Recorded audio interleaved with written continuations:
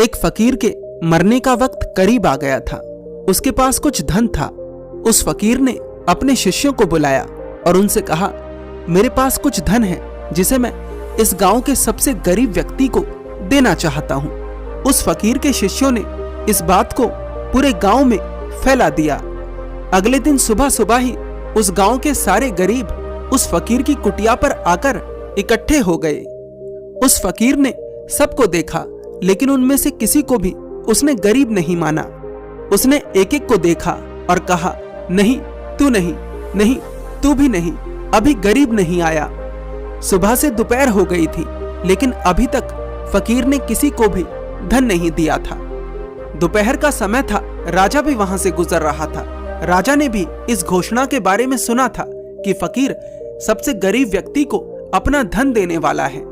जब राजा का रथ उस फकीर की कुटिया के पास पहुंचा तो उस फकीर ने अपने धन की पोटली को उस राजा के रथ पर फेंक दिया। वहां उपस्थित सभी लोग यह देखकर बहुत आश्चर्यचकित हुए। राजा भी चौंका। राजा हंसा और बोला, पागल हो गए हो क्या? सबसे गरीब को देने की घोषणा थी और सबसे अमीर को दे रहे हो।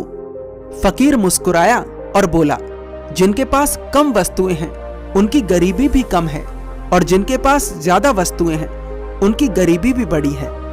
और मजे की बात यह है राजा, जिनके पास कम है शायद उन्होंने और पाने की आशा भी छोड़ दी हो, लेकिन जिसके पास ज्यादा है वह तो और की प्यास में भागता ही रहता है। मेरे अनुभव में तुमसे बड़ा गरीब कोई नहीं, इसलिए मैंने यह धन तुम्हें दिया है। गरीब वो नहीं है जिसके पास कम वस्तुएं हैं, गरीब वो है जिसके पास जितना है उतने से वह संतुष्ट नहीं है या खुश नहीं है। तुम्हारे चेहरे पर तुम्हारी असंतुष्टि साफ दिखती है। यदि तुम आज खुश नहीं तो इस बात का क्या प्रमाण है कि तुम कल खुश हो जाओगे? और क्या तुम जानते हो कि कल तुम्हारे जीवन में आएगा भी या नहीं? जिसे तुम गरीब समझते हो वह तुमसे ज्यादा खुश है, फिर तुम्हारे अमीर होने का क्या फायदा? मेरी नजरों में तुमसे गरीब कोई नहीं। जिसका हर क्षण चिंता में बीत रहा है वह अमीर कैसे हो सकता है? अमीरी का संबंध धन से नहीं बल्कि प्रसन्नता से है, आनंद से है।